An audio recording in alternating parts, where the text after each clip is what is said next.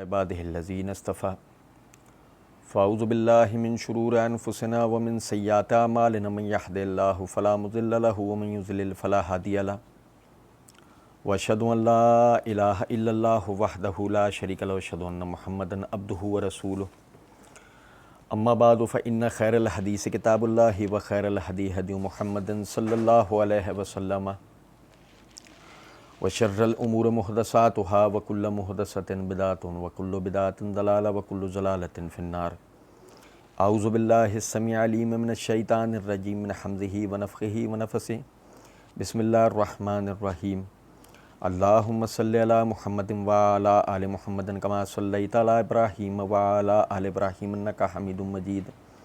اللہم بارک علی محمد وعلی آل محمد کما بارکت علی ابراہیم وعلی آل ابراہیم انک حمید مجید۔ رب اشرح لی صدری ویسر لی امری واحلل عقدۃ من لسانی یفقہوا قولی رب زدنی علما واقیموا الصلاۃ وآتوا الزکاۃ وارکعوا مع الراکعین۔ اللہ رب العزت کے فضل و کرم سے معرفت الصلاۃ کا حصہ سوم، جیسا کہ میں نے حصہ دوم کے آخر میں آپ بھائیوں کے سامنے بات رکھی تھی کہ ہم اللہ کی دی ہوئی توفیق سے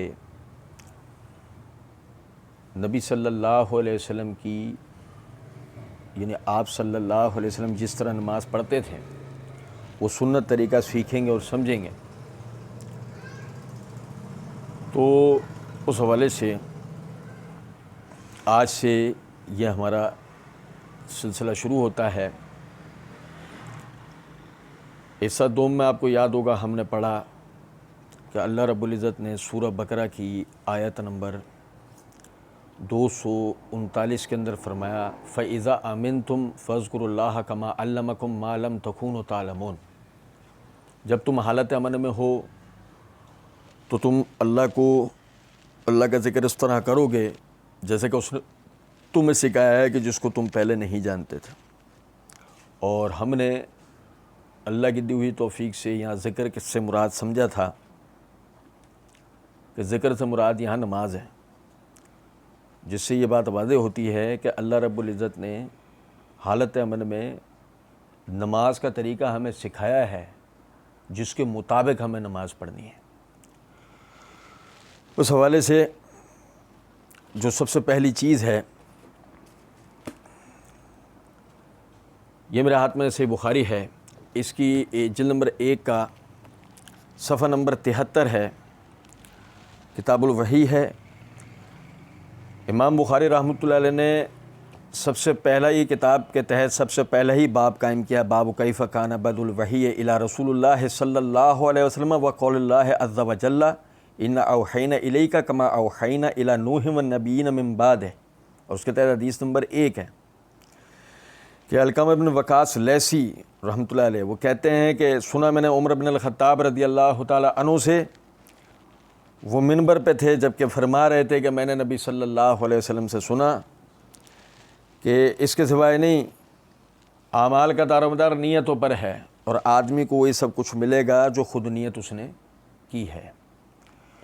تو اس حدیث سے یہ بات پتہ لگتی ہے انسان کے جو اعمال ہیں وہ اس کی نیت کے ساتھ ہیں۔ جب تک نیت نہیں ہوگی اس عمل کا اللہ کی بارگاہ میں کوئی حیثیت نہیں ہوتی۔ نیت کیا ہے؟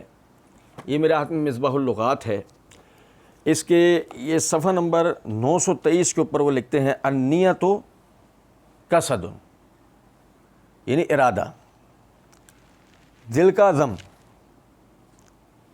یعنی قلبی فعل۔ دل جو ہے وہ دل کے عزم کو، قصد کو، ارادے کو کہا جاتا ہے۔ اسی طریقے سے یہ میں مفردات القرآن امام راغب اصفہانی رحمۃ اللہ علیہ کی اس کے صفحہ نمبر 1089 کے اوپر وہ کہتے ہیں النیت، یہ نویتو کا مصدر ہے اور کبھی بطور اسم بھی استعمال ہوتا ہے اور اس کے معنی کسی کام کی جانب دل سے متوجہ ہونے کے ہیں۔ یعنی کہ ایک آدمی صلاۃ پڑھنا چاہتا ہے تو جب وہ صلاۃ کے لیے اللہ رب العزت کی طرف رجوع کرے گا، یہ رجوع نیت کہلاتا ہے۔ امارات میں فتح الباری ہے، اس کی جلد نمبر 2 کے صفحہ نمبر 12 کے اوپر وہ کہتے ہیں قال النووی النیت القصد وہی عظیمۃ القلب، کہ نیت اصل میں قصد کو کہا گیا ہے، ارادے کو، اور یہ قلبی فعل ہے، یعنی دل کے ارادے کو نیت کہا جاتا ہے۔ اس تفصیل کا اس لغوی بحث کا مطلب صرف یہ تھا کہ آپ بھائیوں کو یہ بتانا چاہتا تھا کہ اصلاً جو ہے وہ نیت دل کے ارادے کو کہا جاتا ہے۔ ہمارے ہاں عام طور پر لوگ یہ سمجھتے ہیں کہ اس دل کے ارادے کو زبانی الفاظ کا جامع پہنانا ضروری ہے، کہ جب تک زبان سے نیت کے مخصوص کوئی الفاظ ادا نہیں کیے جائیں گے اس وقت تک آدمی کے لیے عبادت حلال ہی نہیں ہوگی۔ نماز کے لیے نیت کے حوالے سے جب میں اپنی کوئی بات کروں اس سے بہتر ہے یہ ابن القیم رحمۃ اللہ علیہ کی زاد المعاد ہے، اس کی جلد نمبر 1 کے صفحہ نمبر 201 کے اوپر وہ کہتے ہیں کہ نبی صلی اللہ علیہ وسلم جب نماز کے لیے کھڑے ہوتے تو اللہ اکبر فرماتے، اس سے پہلے کچھ نہ کہتے، حتیٰ کہ زبان سے نیت بھی نہ کرتے، نہ یہ فرماتے کہ میں 4 رکعت نماز کی نیت کعبے کی طرف رخ کر کے امام یا مقتدی بن کر کرتا ہوں، نہ ادا اور قضا کا لفظ استعمال فرماتے، نہ وقت کا نام لیتے۔ یہ ساری باتیں بدعت ہیں، اس سلسلے میں آپ صلی اللہ علیہ وسلم سے کچھ بھی مروی نہیں ہے، نہ احادیث صحیحہ سے، نہ ضعیف حدیثوں سے، نہ مسند سے، نہ مرسل سے، نہ کسی صحابی سے، تابعین میں سے کسی نے بھی ان باتوں کو پسند نہیں کیا، اور نہ ہی ائمہ اربعہ سے اس کا کوئی ثبوت ملتا ہے۔ تو آگے وہ کہتے ہیں کہ بعض مورخین نے امام شافعی کے قول سے دھوکہ کھایا ہے کہ نماز روزے کی طرح نہیں ہے، کوئی شخص نماز نہیں پڑھ سکتا جب تک ذکر نہ کرے، ذکر سے مراد نمازی کا زبان سے نیت کرنا ہے، حالانکہ امام شافعی کا مقصد ذکر سے مراد صرف تکبیر ہے۔ بھلا امام شافعی ایک ایسے فعل کو کس طرح لازمی قرار دے سکتے تھے جسے نبی صلی اللہ علیہ وسلم یا آپ کے خلفاء و اصحاب میں سے کسی ایک نے بھی اپنی نماز میں روا نہ رکھا ہو؟ اگر ہمیں ایک حرف بھی ان میں سے مل جاتا تو ہم سر تسلیم خم کر دیتے، کیونکہ نبی اکرم صلی اللہ علیہ وسلم کی سنت اور صحابہ کے عمل سے زیادہ کوئی چیز بھی بہتر اور برتر نہیں۔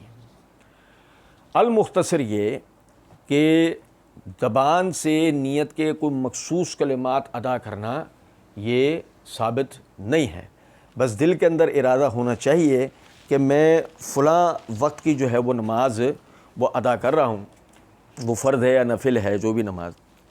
اچھا، پھر اس کے بعد نیت کے بعد دوسری جو چیز ہے وہ ہے استقبال قبلہ۔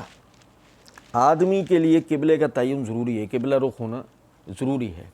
یہ میرات میں سنن ابن ماجہ ہے، اس کی جلد نمبر 1 کا صفحہ نمبر 353 کتاب اقامت الصلاۃ ہے، اور اس کے تحت امام ابن ماجہ نے باب قائم کیا، باب و افتتاح الصلاۃ۔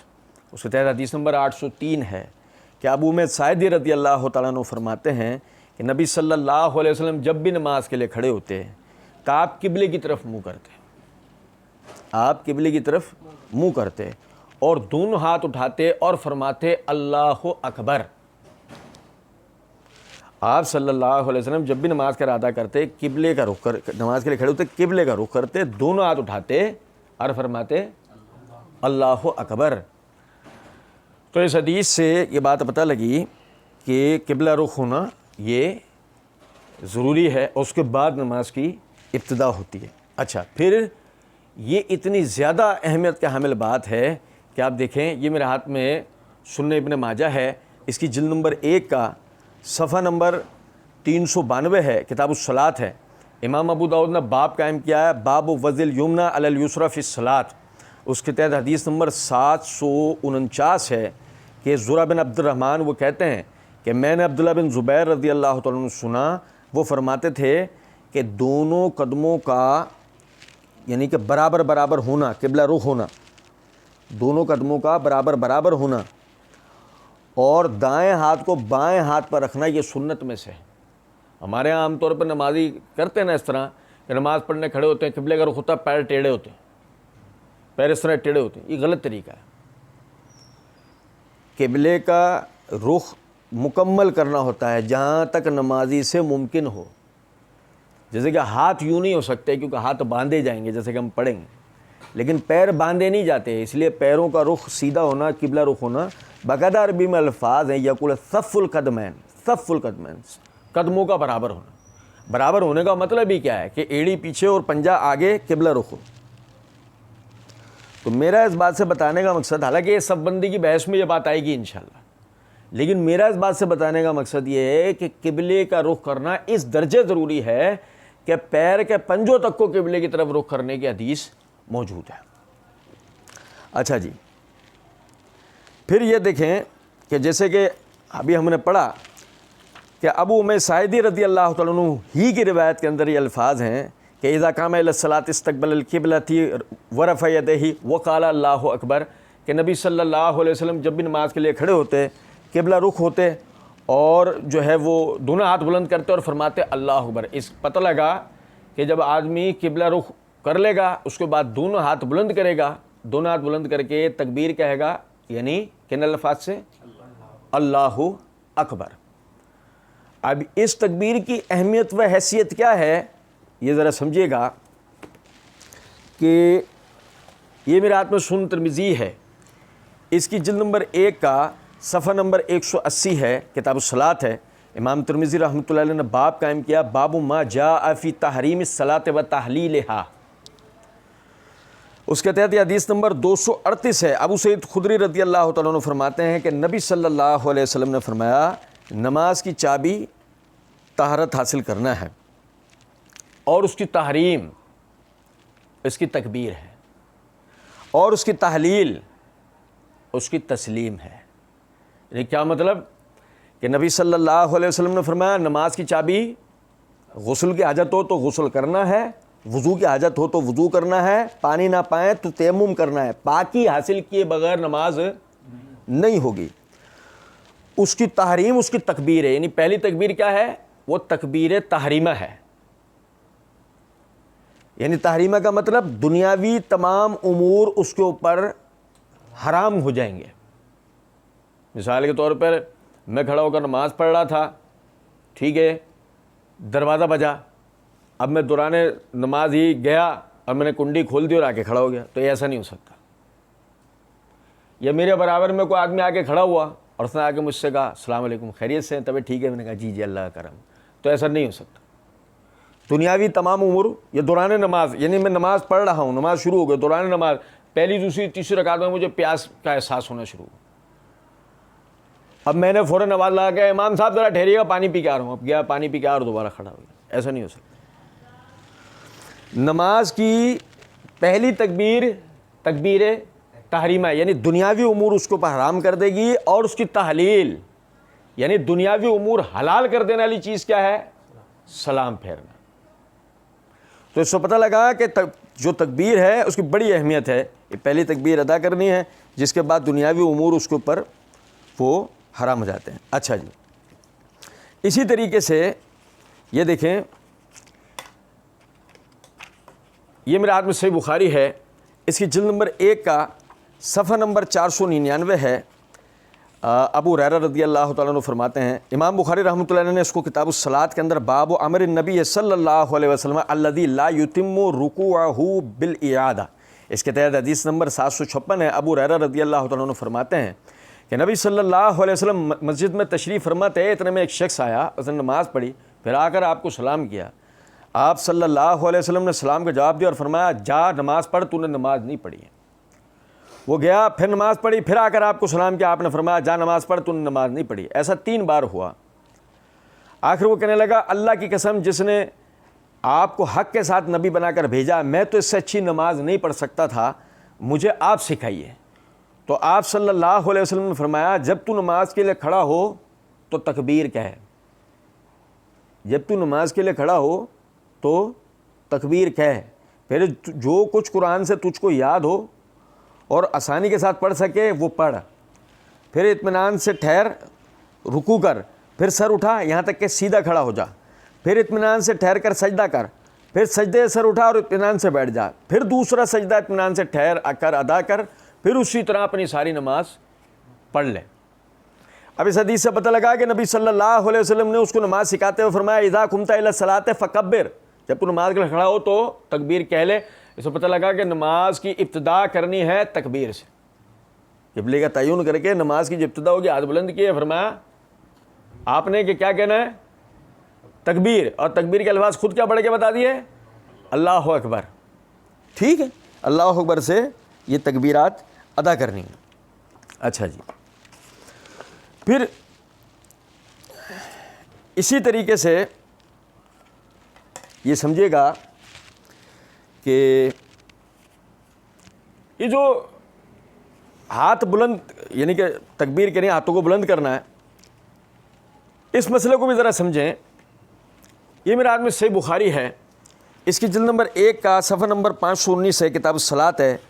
امام بخاری رحمۃ اللہ علیہ نے باب قائم کیا, باب سنت الجلوس فی التشہد وکانت ام دردہ تجلس فی صلاتها جلسۃ الرجل وکانت فقیہا. اس کے تحت یہ حدیث نمبر 788 ہے. محمد بن عمر بن عطا وہ کہتے ہیں کہ ہم نبی صلی اللہ علیہ وسلم کے کئی اصحاب کے ساتھ بیٹھے ہوئے تھے, پھر حضرت صلی اللہ علیہ وسلم کی نماز کا ذکر آیا تو ابو امیر ساعدی رضی اللہ تعالیٰ عنہ نے کہا, میں تو سب سے زیادہ نبی صلی اللہ علیہ وسلم کی نماز کو جاننے والا ہوں. میں نے دیکھا کہ آپ صلی اللہ علیہ وسلم تکبیر کہتے تو دونوں ہاتھ کندھوں کے برابر لے جاتے. ابھی طویل حدیث ہے, ہم انشاءاللہ اس کو دیگر مسائل کے ساتھ ساتھ پڑھتے جائیں گے. تو کہتے ہیں کہ آپ جب تکبیر تحریمہ کہتے ہیں دونوں ہاتھوں کو کندھوں کے برابر لے جاتے. ٹھیک, اچھا جی. پھر اسی طرح یہ سمجھے گا کہ یہ صحیح مسلم ہے, اس کی جلد نمبر 1 کا صفحہ نمبر 1161 ہے, کتاب الصلاۃ ہے. امام نووی رحمۃ اللہ علیہ نے باب قائم کیا, باب وضع ید الیمنی علی الیسری بعد تکبیرۃ الاحرام تحت صدرہ فوق سرتہ ووضعہما علی الارض حذو منکبہ. اس کے تحت حدیث نمبر 800 ہے کہ وائل بن حجر رضی اللہ تعالیٰ عنہ فرماتے ہیں کہ میں نے نبی صلی اللہ علیہ وسلم کو دیکھا کہ آپ نماز شروع کرتے وقت کانوں کے بالمقابل ہاتھوں کو بلند کرتے, اور آپ نے اللہ اکبر کہا, پھر ہاتھ کپڑے میں لپیٹ لیے, پھر دائیں ہاتھ کو بائیں ہاتھ کے اوپر رکھا. پر پھر پوری وہ حدیث ہے, وہ انشاءاللہ ہم پوری تفصیل سے پڑھتے جائیں گے. اب دیکھیں اس حدیث میں یہ الفاظ ہیں کہ نبی صلی اللہ علیہ وسلم نے اپنے دونوں ہاتھ کانوں تک جو ہے وہ بلند کیے ہیں. اچھا, اب ذرا سمجھیے گا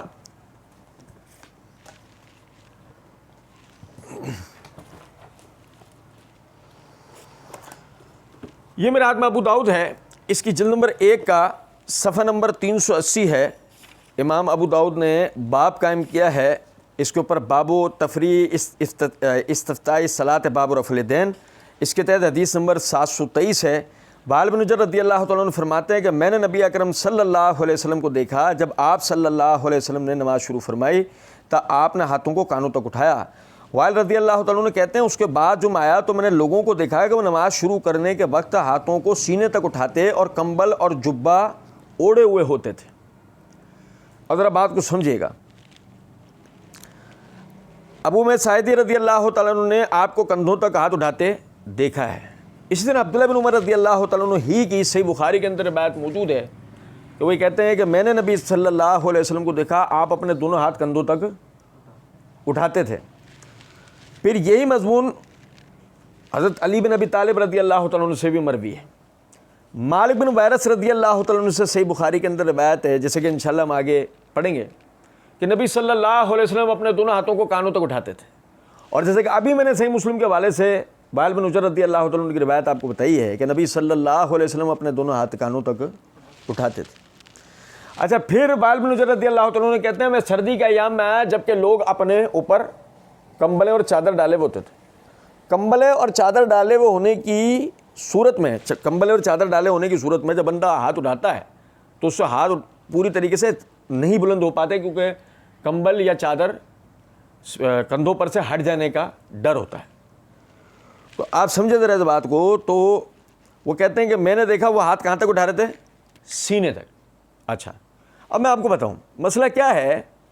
یہ دو الگ طریقے نہیں ہیں, بلکہ سمجھیں 2 رکعتی نماز میں 5 مرتبہ رفع الیدین ہوتا ہے, 3 رکعتی نماز میں 7 مرتبہ رفع الیدین ہوتا ہے, 4 رکعتی نماز میں 10 مرتبہ رفع الیدین ہوتا ہے, جیسے کہ آگے ہم انشاءاللہ نماز کے طریقے میں سیکھتے ہوئے جائیں گے.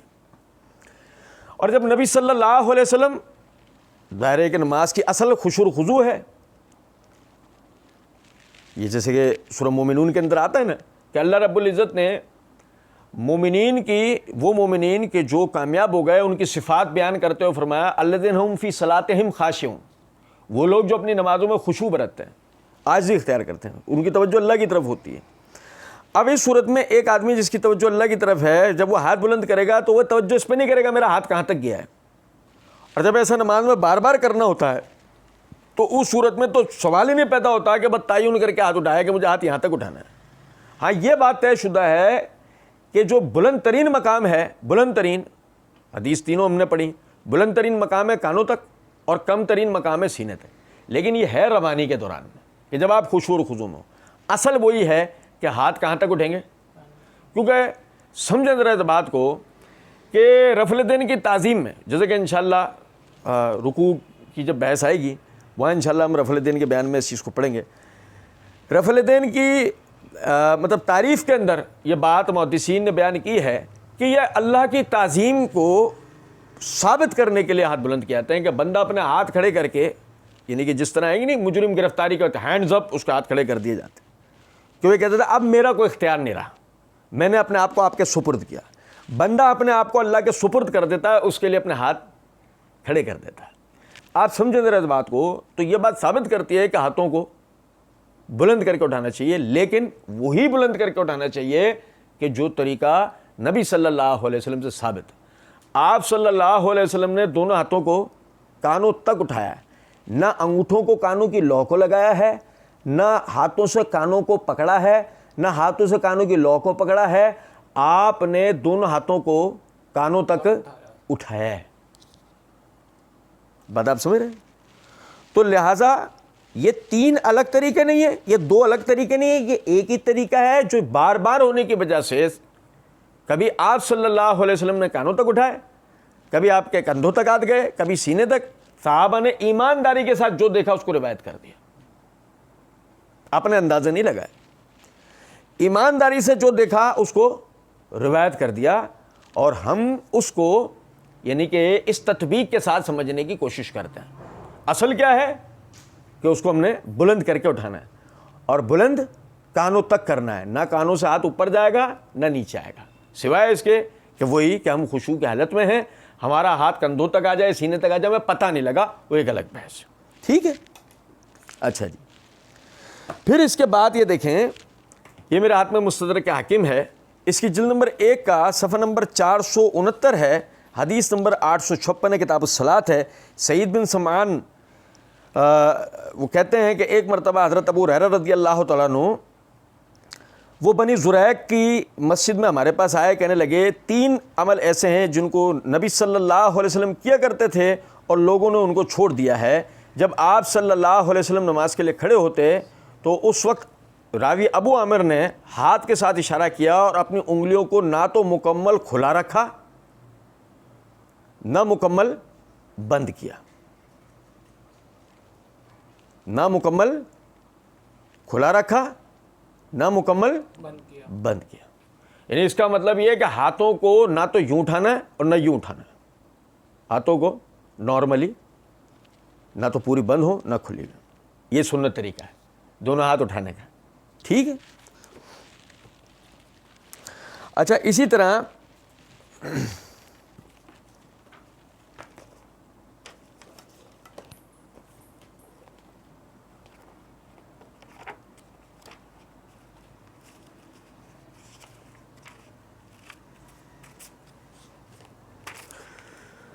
ہاتھ بلند کرنے کے بعد دونوں ہاتھوں کو باندھا جائے گا نماز میں۔ اس حوالے سے اللہ تعالیٰ کی دی ہوئی توفیق سے ایک پوری الگ ویڈیو مرزا انجینئر کے جواب کے اندر بنی ہے کہ کیا نماز میں ہاتھ لٹکانا یعنی ارسال الیدین کرنا، نماز میں ہاتھ چھوڑ دینا، کیا یہ سنت ہے؟ اس عنوان سے الحمدللہ ویڈیو ہے، اس میں اس حوالے سے جتنے دلائل دیے جاتے ہیں اور جتنی منطقیں اڑائی جاتی ہیں اس حوالے سے کہ نماز میں ہاتھ باندھنے کی بجائے لٹکانے چاہیے، چھوڑنے چاہیے، اس کا اللہ کے فضل و کرم سے ہم نے جواب دیا ہے۔ بہرحال سردست نماز کے طریقے کے حوالے سے چند چیزیں آپ کے سامنے رکھ رہا ہوں۔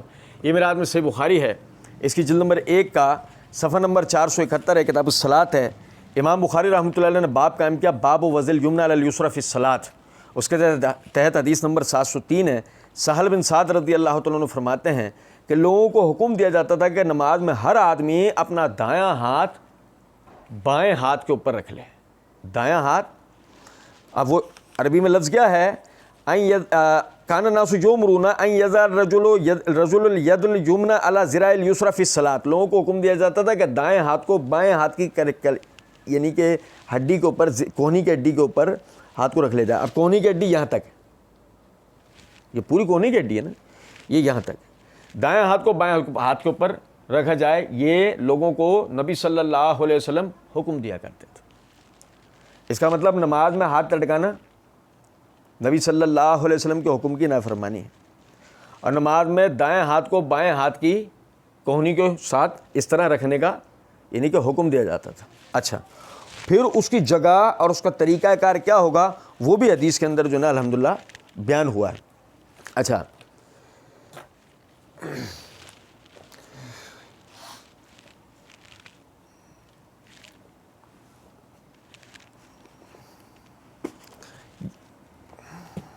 یہ کاٹ لگا.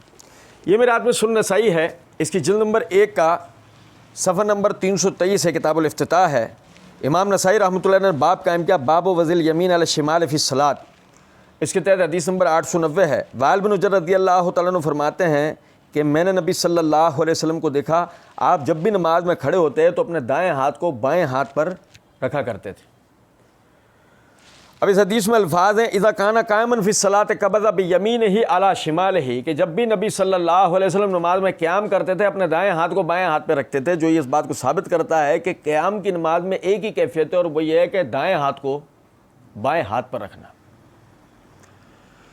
تو لہذا نماز میں ہاتھ کہیں بھی لٹکانا یہ جائز نہیں ہے. انشاءاللہ اس کی جو نا تفصیل جو ہے وہ آگے اللہ کی دی ہوئی توفیق سے ہم پڑھیں گے. پھر یہ جو دائیں ہاتھ کو بائیں ہاتھ کے اوپر رکھنے کی جو کیفیت ہے، یہ امام نسائی رحمۃ اللہ علیہ نے اگلے ہی صفحہ نمبر 324 کے اوپر باب قائم کیا، باب موضع الیمین من الشمال فی الصلاۃ.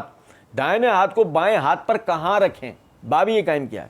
اس کے تحت حدیث نمبر 892 ہے کہ وہی حدیث ہے، اس میں الفاظ ہیں کہ وائل بن حجر رضی اللہ تعالیٰ عنہ فرماتے ہیں ثم وضع ید الیمنی علی کفہ الیسری ورزغ والثائر، کہ نبی صلی اللہ علیہ وسلم اپنے دائیں ہاتھ کو بائیں ہاتھ کی کلائی کی پشت، کلائی اور گٹھے کے درمیان میں رکھتے تھے. کلائی کی پشت، نہیں سمجھے؟ ٹھیک ہے، اور یہ حصہ اور یہ گٹھا کوہنی کا اس کے درمیان میں رکھتے تھے. تو اس کا مطلب کیا ہوا، یہ ہاتھ باندھنے کا یہ سنت طریقہ ہے. دائیں ہاتھ کو بائیں ہاتھ کی کلائی کی پشت پہ اس طریقے سے اپنے ہاتھوں کو رکھیں. اللہ تعالیٰ کی دی ہوئی توفیق شامل حال رہی تو انشاءاللہ ایک آپ بھائیوں کے لیے 2 رکعت نماز پریکٹیکلی پڑھ کر بھی، بلکہ 4 رکعت نماز ایک نفلی آپ بھائیوں کو پریکٹیکلی ایک کر کے بھی عمل جو نا دکھا دیا جائے گا، تاکہ آپ پھر یہ ویڈیوز اور وہ طریقے کو آپ دیکھ کے اس کو اندازہ کر سکتے ہوں کہ یہ کس طریقے سے عمل کیا جائے گا. اچھا جی، پھر یہ ہاتھ جو ہے وہ کس جگہ جو ہے وہ رکھنے ہیں، تو اس حوالے سے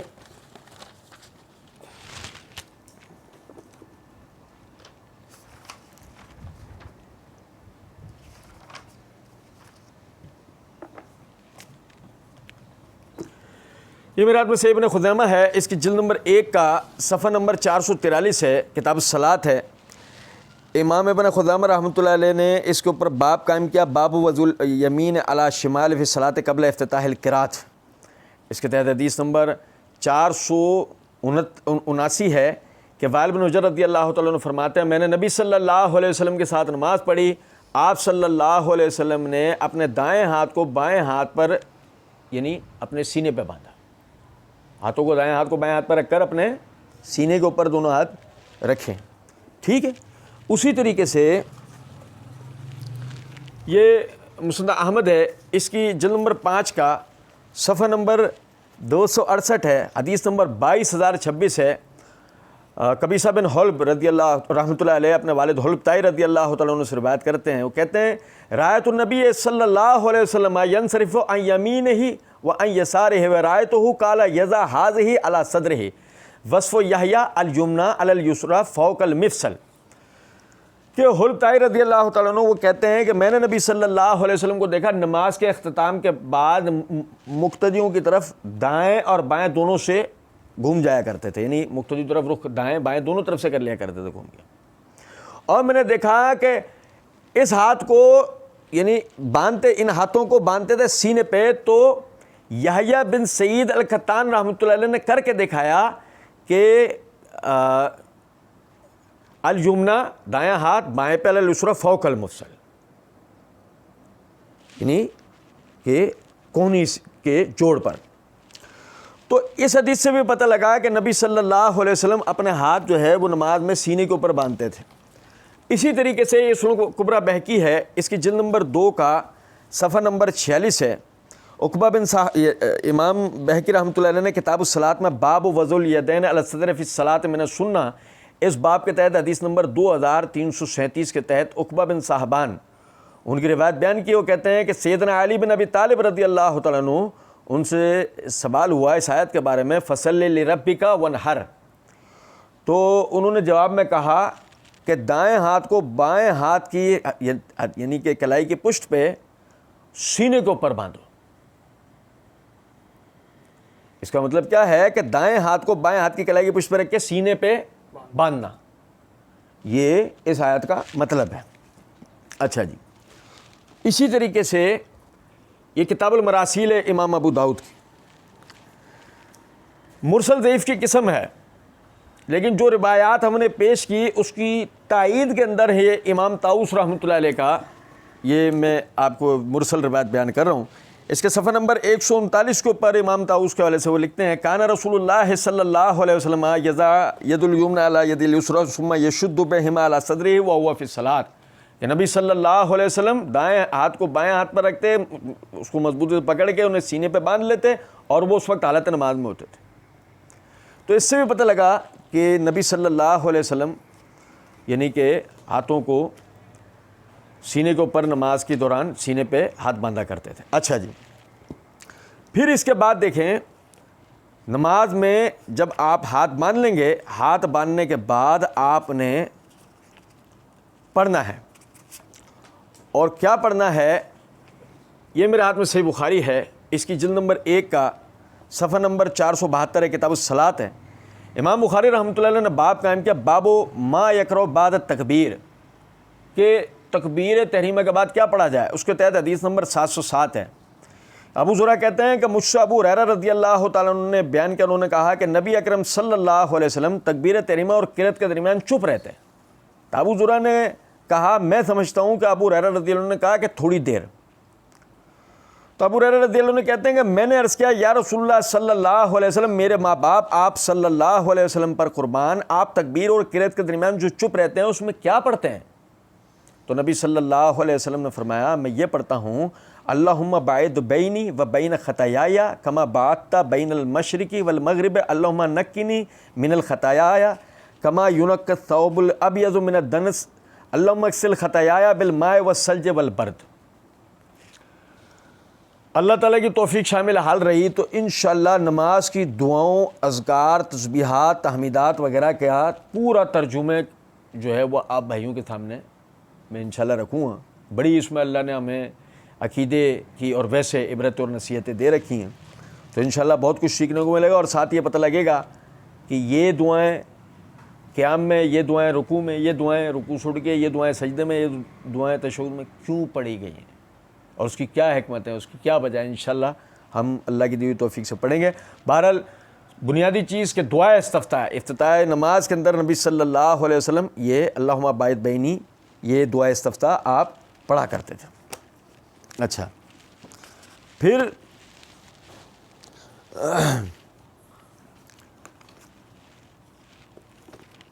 یہ میرے ہاتھ میں سنن ابن ماجہ ہے، اس کی جلد نمبر 1 کا صفحہ نمبر 353 ہے، کتاب اقامت الصلاۃ ہے.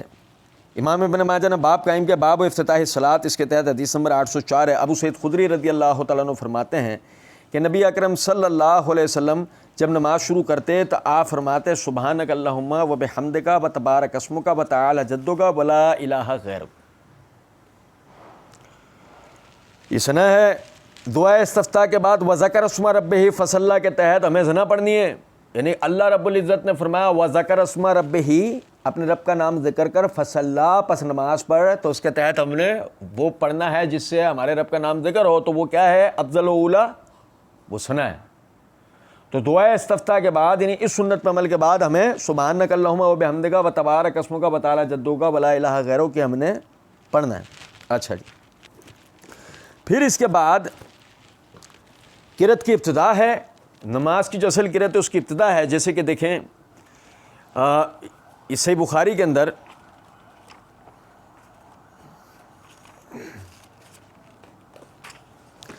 امراۃ میں صحیح بخاری ہے، اس کی جلد نمبر 1 کا صفحہ نمبر 472 ہے، کتاب الصلاۃ ہے۔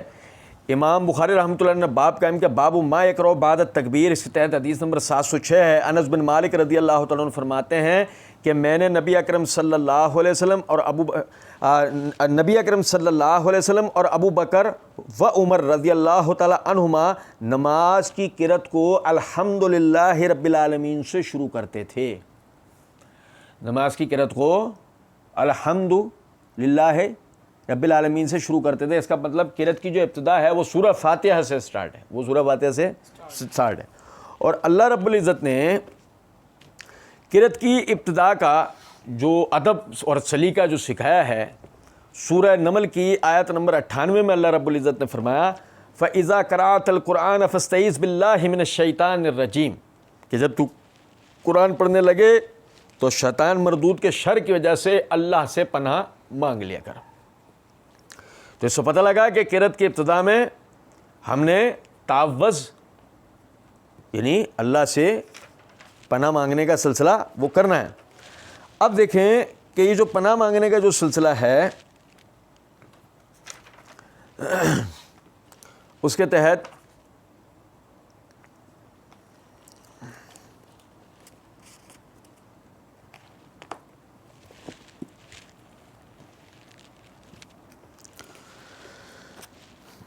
یہ امراۃ میں ابو داؤد ہے، اس کی جلد نمبر 1 کا صفحہ نمبر 396 ہے۔ جبیر بن منتمر رضی اللہ تعالیٰ عنہ فرماتے ہیں کہ نبی اکرم صلی اللہ علیہ وسلم آپ نے نماز میں اعوذ باللہ من الشیطان الرجیم من نفخہ و نفثہ و حمزہ پڑھا۔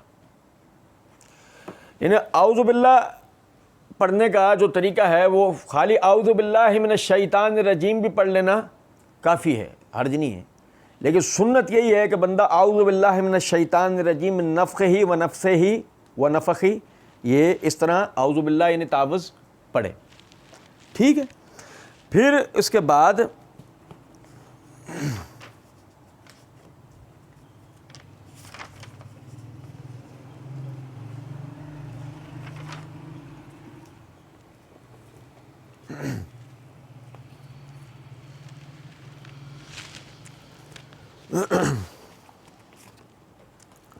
یہ میرے ہاتھ میں صحیح مسلم ہے، اس کی جلد نمبر 1 کا صفحہ نمبر 1128 ہے، کتاب الصلاۃ ہے۔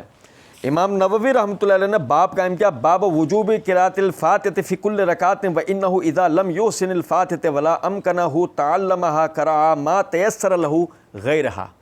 اس کے تحت حدیث نمبر 787 ہے۔ عطا بن ابی رباح رحمۃ اللہ علیہ کہتے ہیں کہ حضرت ابو ہریرہ رضی اللہ تعالیٰ عنہ نے فرمایا کہ ہر نماز میں قرأت، ہر نماز میں قرأت ہے۔ دیکھو یہ جو روایت ہے نا، ایک ایک لفظ کو ذہن میں بٹھانا، ہر نماز میں قرأت۔ جس نماز میں نبی اکرم صلی اللہ علیہ وسلم نے ہمیں بلند آواز سے قرآن سنایا، ہم نے تمہیں بھی سنا دیا، اور جن نمازوں میں نبی صلی اللہ علیہ وسلم نے قرأت کو آہستہ کیا، ہم نے بھی قرأت کو آہستہ کیا۔ ایک شخص نے پوچھا اگر میں سورہ فاتحہ پر زیادتی نہ کروں تو کیا حکم ہے؟ تو فرمایا اگر زیادتی کرے یعنی کہ سورہ فاتحہ کے علاوہ مزید بھی پڑھے تو یہ تیرے لیے بہتر ہے، ورنہ سورہ فاتحہ پڑھ لے تو یہ تجھے کفایت کرے گا۔ اور حدیث نمبر 728 کے اندر یہ الفاظ ہیں کہ ومن زادہ فہو افضل، اگر تو سورہ فاتحہ سے زیادہ پڑھے گا یہ افضل ہوگا، یہ افضل ہوگا۔ اب دیکھیں ذرا سمجھے گا بات کو، اس حدیث سے جو یعنی کہ ہمیں باتیں پتہ لگتی ہیں کہ نمبر 1 پہلی جو بنیادی چیز ہے، نماز کے بعض جو اذکار ہیں بعض جو دعائیں ہیں وہ سری ہیں اور بعض جہری ہیں. تو جو سری ہیں وہ ہیں کہ جن میں صحابہ نے ہمیں جہر کر کے نہیں دکھایا, یا رسول اللہ صلی اللہ علیہ وسلم سے جہر یعنی بلند آواز سے پڑھنا روایت نہیں کیا. تو وہ سارے کے سارے کیا ہیں؟ وہ سارے دعائیں, صورتیں, اذکار, وہ سب کیا ہیں؟ وہ سری ہیں. اور جس کے اندر انہوں نے بلند آواز سے پڑھ کے دکھا دیا, جیسے کہ انشاءاللہ ہم پڑھتے ہوئے جائیں گے, تو وہ سارے کے سارے ہمیں بلند پڑھنے ہوں گے. فرض کریں کہ کوئی آدمی آپ سے یہ کہتا ہے کہ یہ جو فلاں جو نبی صلی اللہ علیہ وسلم نے رکوع کی تسبیح پڑھی ہے یا سجدے کی تسبیح پڑھی ہے یا بلند پڑھی ہے آہستہ, یہ حدیث میں دکھاؤ, تو آپ سمجھیں ذرا اس بات کو کہ نبی اکرم صلی اللہ علیہ وسلم نے اس کو بلند پڑھا ہوتا, صحابہ بلند بتاتے ہیں. نبی اکرم صلی اللہ علیہ وسلم نے اس کو بلند نہیں پڑھا, اسی لیے صحابہ نے بھی اس کو بلند بتایا نہیں. جیسے کہ ابو ہریرہ رضی اللہ عنہ نے فرما دینا کہ ہر نماز میں قرأت ہے, اور جو ہم نے نبی صلی اللہ علیہ وسلم سے بلند سنا وہ تمہیں بھی بلند بتا دیا, جو آپ سے آہستہ سنا اسے ہم نے بھی تم سے آہستہ رکھا ہے. تو یہ بنیادی بات. پھر سورہ فاتحہ ایک اصل ہے قرأت کی. فقرؤ ما تیسر من القرآن میں جو اللہ رب العزت نے کہا ہے نا کہ جو تمہیں قرآن میں سے آسان ہو پڑھو, تو صلاۃ کے اندر قرآن میں افضل و اولیٰ اگر کوئی ہے تو وہ سورہ فاتحہ ہے. سورہ فاتحہ کے بعد کی قرأت کیا ہے؟ افضل ہے. لیکن فرض کریں کہ ایک آدمی اگر یعنی کہ مزید قرأت پہ قادر نہ ہو تو سورہ فاتحہ پڑھنا اس کے اوپر لازم ہوگا. وہ سورہ فاتحہ کی قرأت کو لازمی سیکھے گا اور مزید کی کوشش رکھے گا, کیونکہ جیسے کہ ہم پڑھ چکے ہیں, ہم نے حصہ دوم کے اندر پڑھا سنن ترمذی کے حوالے سے کہ نبی صلی اللہ علیہ وسلم نے فرمایا کہ جس شخص کے فرائض میں کوتاہی ہوگی اللہ رب العزت اس کے نفل نماز دیکھنے کی طرف توجہ دلائیں گے فرشتے کہ اس کی کمیوں کو اس کے نفلوں سے پوری کر دو. تو پتہ یہ لگتا ہے کہ اگر مثال کے طور پر سورہ فاتحہ سے زیادہ جو افضل ہے یعنی سورت پڑھنا, وہ اگر اس قرأت کے درمیان میں کسی قسم کی کوئی کوتاہی ہو جاتی ہے تو وہ مزید پڑھ لینا ان کوتاہیوں سے درگزر کا باعث بنے گا. بات سمجھ رہے ہیں؟ تو اسی طریقے سے آپ دیکھیں کہ سورہ فاتحہ اور سورہ فاتحہ سے زیادہ ہمیں پھر پڑھنا وہ لازمی ہے. اچھا, پھر یہ سمجھے ذرا بات کو کہ سورہ فاتحہ کی ایک آیت ہے بسم اللہ الرحمن الرحیم. سورہ فاتحہ کی ایک آیت ہے بسم اللہ الرحمن الرحیم. دیکھیں, یہ میرے ہاتھ میں سنن نسائی ہے, اس کی جلد نمبر 1 کا صفحہ نمبر 329 ہے, کتاب الصلاۃ ہے. امام نسائی رحمۃ اللہ علیہ نے باب قائم کیا, باب و قراءت بسم اللہ الرحمن الرحیم. بسم اللہ الرحمن الرحیم کی قرأت کا بیان. اس کے تحت حدیث نمبر 908 ہے. نعیم المجمر وہ کہتے ہیں کہ ابو ہریرہ رضی اللہ عنہ کے پیچھے میں نماز پڑھ رہا تھا تو انہوں نے بسم اللہ الرحمن الرحیم پڑھی. انہوں نے بسم اللہ الرحمن الرحیم پڑھی, پھر سورہ فاتحہ پڑھی, پھر سورہ فاتحہ پڑھی. جب غیر المغضوب علیہم ولا الضالین پر پہنچے تو انہوں نے آمین کہی, لوگوں نے بھی آمین کہی. یہ حدیث ابھی باقی ہے, انشاءاللہ اس سے اور بھی مسائل ہم آگے پڑھتے ہوئے جائیں گے. لیکن جو بنیادی مسئلہ آپ بھائیوں کو بتانے کا تھا وہ یہ کہ سورہ فاتحہ کی ایک آیت ہے بسم اللہ الرحمن الرحیم. جس طرح ہر سورت کی فصل بسم اللہ الرحمن الرحیم سے ہوتی ہے, سورہ فاتحہ کا یہ معاملہ نہیں ہے. بسم اللہ الرحمن الرحیم اس کی ایک مستقل آیت ہے. اب مقصد بتانے کا میرا کیا ہے, ہمارے ہاں بعض بھائی جو ہے وہ یہ بحث کر ہوتے ہیں کہ بسم اللہ کی قرأت جو ہے وہ جہر سے نہیں ہوگی. آپ سمجھیں کہ اگر آپ سورہ فاتحہ کی قرأت کو جہر سے کریں گے تو بسم اللہ اس کی آیت ہے نا, تو اس کو جہر سے کیوں نہیں پڑھیں گے؟ اس کو آپ جہر سے کیوں نہیں پڑھیں گے, بلند آواز سے کیوں نہیں پڑھیں گے؟ ہاں, جیسے کہ صحیح مسلم میں انس بن مالک رضی اللہ تعالیٰ عنہ سے روایت آتی ہے کہ وہ یہ فرماتے ہیں کہ میں نے نبی اکرم صلی اللہ علیہ وسلم سے بسم اللہ الرحمن الرحیم نہیں سنا. میں نے نبی صلی اللہ علیہ وسلم سے بسم اللہ الرحمن الرحیم نہیں سنا. تو سمجھے ذرا اس بات کو, یہ نہ سننے پر دلالت کرتا ہے, نہ پڑھنے پر دلالت نہیں کرتا. یہ دو باتوں میں فرق ہے. ایک ہے کہ میں نے نبی صلی اللہ علیہ وسلم سے بسم اللہ الرحمن الرحیم نہیں سنی. کوئی آدمی کہے کہ ابھی تو آپ نے صحیح بخاری کے حوالے سے روایت پڑھی کہ انس بن مالک رضی اللہ تعالیٰ عنہ فرماتے ہیں کہ نبی صلی اللہ علیہ وسلم قرأت کی ابتدا الحمدللہ رب العالمین سے کرتے تھے، تو انہوں نے بسم اللہ الرحمن الرحیم کا کہاں ذکر کیا ہے؟ تو آپ سمجھیں ذرا اس بات کو، یہ صحابہ نبی صلی اللہ علیہ وسلم اور صحابہ کرام کا عمومی طریقہ ہوتا تھا. جیسے کہ آپ لوگوں کو یاد ہوگا رمضان کے آخری عشرے میں ہم جو عید کے حوالے سے مسائل پڑھ رہے تھے، اس میں نے آپ بھائیوں کے سامنے صحیح مسلم کی روایت پڑھی تھی کہ نبی صلی اللہ علیہ وسلم عید کی نماز میں پہلی رکعت میں سبح اسم ربک الاعلیٰ پڑھتے اور دوسری رکعت میں حل اتاک حدیث الغاشیہ پڑھتے. اب ایمانداری سے ایک بات بتائیں کہ سبح اسم ربک الاعلیٰ پڑھتے، حل اتاک حدیث الغاشیہ پڑھتے، تو کیا اس کا مطلب صرف یہی پڑھتے تھے کہ ثنا سورہ فاتحہ وغیرہ نہیں پڑھتے تھے؟ پڑھتے تھے نا. تو عدم ذکر نفی ذکر کو مستلزم نہیں ہے. یعنی کہ اگر روایت میں سورہ فاتحہ کا ذکر نہیں ہے تو اس کا قطعی مطلب نہیں ہے کہ صرف سورہ اعلیٰ یا سورہ غاشیہ پڑھتے تھے، سورہ فاتحہ نہیں پڑھتے تھے. اسی طرح اگر صحیح بخاری والی حدیث کے اندر کانوا یفتتحون بالقراءۃ الحمدللہ رب العالمین کہ وہ نماز کو شروع کرتے تھے الحمدللہ رب العالمین سے، تو اس کا قطعی مطلب نہیں ہے کہ وہ بسم اللہ الرحمن الرحیم نہیں پڑھتے تھے. تو یہ عدم سماع کی دلیل ہے، عدم وقوع کی دلیل نہیں ہے کہ وقوع ہی نہیں ہوا اس کا. ورنہ تو آپ سمجھیں کہ یہ بحث کا بھی نقطہ نہیں ہے. کتنے ہی صحابہ سے بسم اللہ الرحمن الرحیم بلند آواز سے پڑھنا نبی صلی اللہ علیہ وسلم سے ثابت آتا ہے. تو اس رسول میں یہ تھوڑی ہوگا کہ نبی صلی اللہ علیہ وسلم نے اس کو بلند بھی پڑھا، آہستہ بھی پڑھا. ہاں جو نمازیں سری ہیں ان میں تو وہ آہستہ ہی پڑھا جائے گا. جو نمازیں جہری ہیں جس میں قرأت جہری ہوتی ہے تو اس میں سورہ فاتحہ بھی بسم اللہ الرحمن الرحیم بھی وہ بھی جہری پڑھی جائے گی. اچھا جی، پھر وہ کہتے ہیں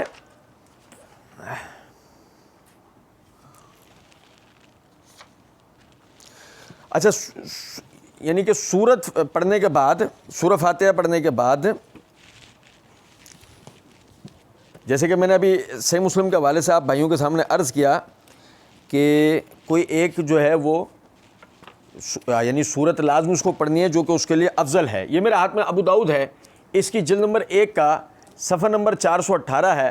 ابو ہریرہ رضی اللہ تعالیٰ عنہ سے روایت ہے کہ نبی اکرم صلی اللہ علیہ وسلم نے فرمایا اٹھو اور مدینہ میں اعلان کرو، اٹھو اور مدینہ میں اعلان کرو کہ قرآن کی قرأت کے بغیر، یعنی کہ قرأت کے بغیر، سورہ فاتحہ کی قرأت کے بغیر نماز درست نہیں ہوتی، اگرچہ سورہ فاتحہ ہو یا اس کے علاوہ کچھ اور. اب یعنی کہ الفاظ سمجھے گا، لا صلاۃ الا بقرآن ولو بفاتحۃ الکتاب فما زادہ، یعنی کہ نہیں ہوتی نماز بغیر تلاوت قرآن کے، اور اگرچہ وہ سورہ فاتحہ ہو فما زادہ، اور مزید اس سے زیادہ. یعنی اس سے پتہ لگا کہ سورہ فاتحہ سے زیادہ پڑھنے پر اگر قدرت رکھنے والا ہوگا تو اس کی نماز اس وقت تک نہیں ہوگی جب تک مزید سورت نہیں ملائے گا. تو سورہ فاتحہ کی قرأت کے بعد یعنی کہ سورت کی قرأت کرنی ہے. اور جیسا کہ ہر سورت کے یعنی کہ ہر سورت کی دوسری سورت کے درمیان میں اللہ رب العزت نے فصل بسم اللہ الرحمن الرحیم سے رکھی ہے. تو سمجھیں ذرا اس بات کو کہ بسم اللہ الرحمن الرحیم پڑھ کے اس نے سورہ فاتحہ پڑھ لی. اب جب وہ دوسری سورت پڑھے گا بسم اللہ الرحمن الرحیم پڑھ کر دوسری سورت پڑھے گا. اگر وہ ایک پوری سورت ابتدا سے شروع کر رہا ہے تو ایک سورت سے دوسری سورت کے درمیان میں فصل کیا ہے؟ بسم اللہ الرحمن الرحیم. تو لہذا اب بھی وہ بسم اللہ الرحمن الرحیم پڑھے گا اور آگے سورت پڑھے گا. بقیہ انشاءاللہ آئندہ پڑھیں گے. وما علینا الا البلاغ.